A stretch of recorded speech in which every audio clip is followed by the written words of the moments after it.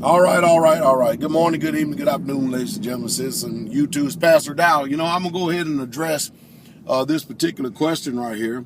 And the reason why I'm going to address this question right here is because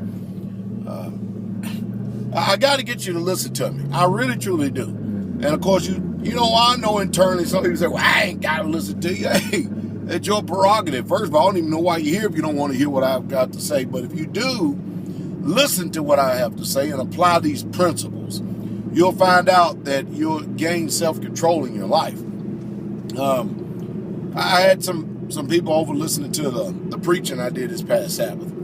And of course, they sent me an email and said, Pastor Dow, this is what email said, Pastor Dow, what you say, it hurts me very bad. I said, okay. And so, I'm a thinking man, okay? I'm a very rational thinking man. Now, I do think outside the box.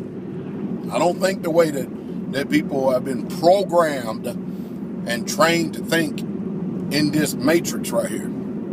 Excuse me. So I sat up there and said to myself, utterly remarkable and amazing.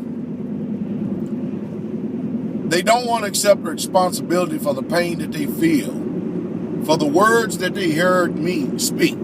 That's what they don't want to do. So they've been programmed in this, how do I put it this past Sabbath?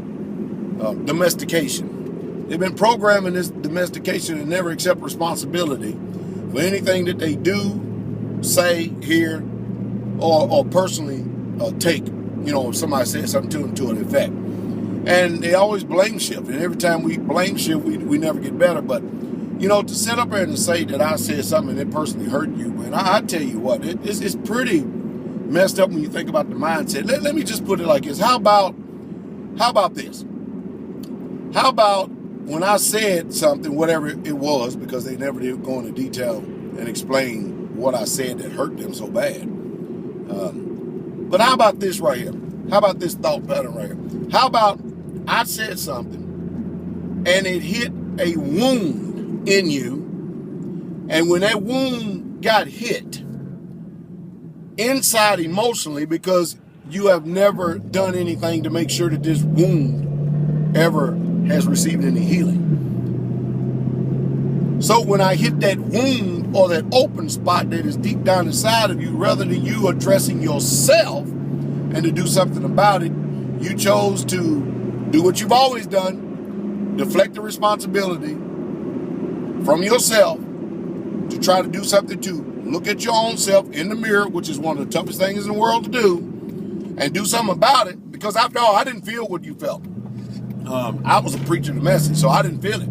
But if you felt it and you're trying to accuse me saying I'm the one that hurt you, you need to check out the wounds, the deep wounds that is inside of your heart, your mind, whatever it was that I touched. Now, I know that these are total new different concepts. I truly do, but I tell you what, this generation is getting more and more and more, and it's becoming more increasingly difficult to try to reason with, to talk to, because you just never know. You never know that when you say something to somebody, that even though you're trying to give them help, they're going to fire off with you, at you with their personal opinion. And because of the way that they have programmed themselves to function in this society,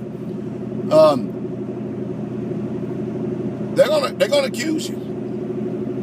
Let me tell you something. I got a new concept, and it ain't really new. Don't do like the United States of America do. We got enough garbage in our own backyard.